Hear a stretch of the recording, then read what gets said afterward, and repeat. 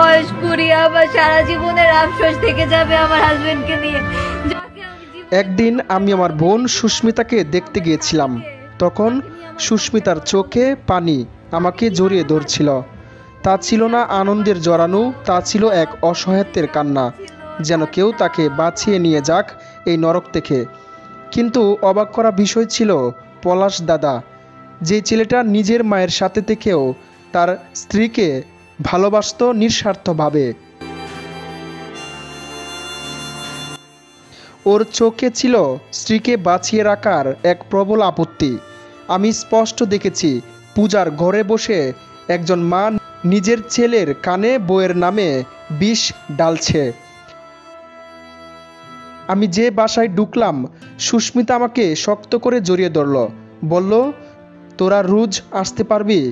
আমি তোদের পেয়ে ভালো লাগছে। কেউ আসে না বাসায়। আমার শাশুড়ি মা তো ওনার বাকি 2 ছেলের আশাটাও পছন্দ করে না। এমনই এক ঘটনা বলছিলেন সুস্মিতার বোন। সুস্মিতার বোন যা বলেছে হুবহু বর্ণনা করা হলো। আমি বৈশাখী 31শে মে 2024। আমার ভাইয়ের পরীক্ষার কারণে আমি আর আমার ভাই গিয়েছিলাম রমনা পুলিশ কমপ্লেক্সে। সেখানে পলাশ দাদা থাকতেন, তার কোয়ার্টারে আমরা গিয়েছিলাম। সেখানে 43 ঘন্টায় সেই সময়টায় আমি নিজের চোখে দেখেছি আমার বোন সুস্মিতা কিভাবে একা হাতে সংসারে সব কাজ করত, রান্না করা, ঘরদর গুছানো, এমনকি ফিল্টার থেকে পানি ডালা সব একা। আর তার শাশুড়ি, তিনি শুধু পূজার কাজ করতেন আর সারাক্ষণ পলাশ দাদার কানে কথা ডালতেন সুস্মিতা খারাপ, অকর্মা, অযোগ্য। সেই বাড়িতে আমি একজন শাশুড়িকে দেখেছি যিনি নিজের পুত্রবধূকে মানসিকভাবে ব্যঙ্গে দিচ্ছিলেন প্রতিদিন। আমি অবাক হতাম এসব দেখে। আমার বোনের একটাই দুর্বলতা, সে কখনো নিজের কষ্ট কাউকে বলতে চাইতো না।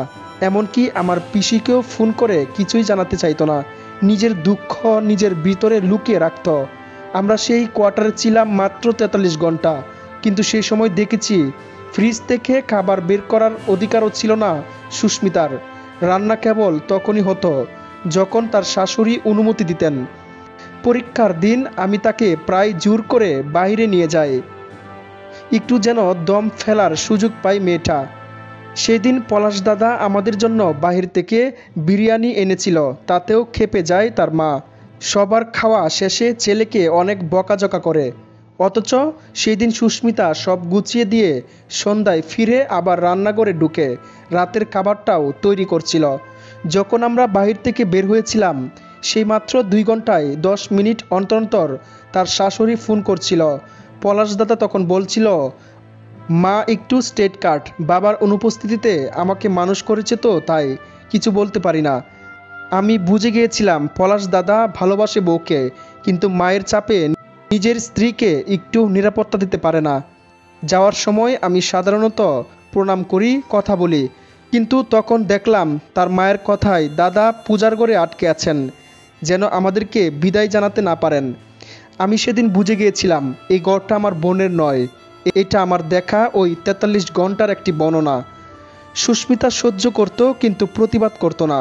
কিন্তু এই পরিবারের সর্বনাশের মূলে ছিল এই অধিকারবাদী, অসহিংসু, মানসিকভাবে নির্যাতক শাশুড়ি, যিনি নিজের ছেলের জীবন আর পুত্রবধূর পৃথিবী দুটোকেই ধ্বংস করে দিয়েছেন। প্রতিটা পরিবারে যদি শাশুড়িরা মানুষকে মানুষ হিসেবে দেখতেন, শিখতেন, তাহলে নিজের ছেলেদের এভাবে কষ্ট পেতে হতো না।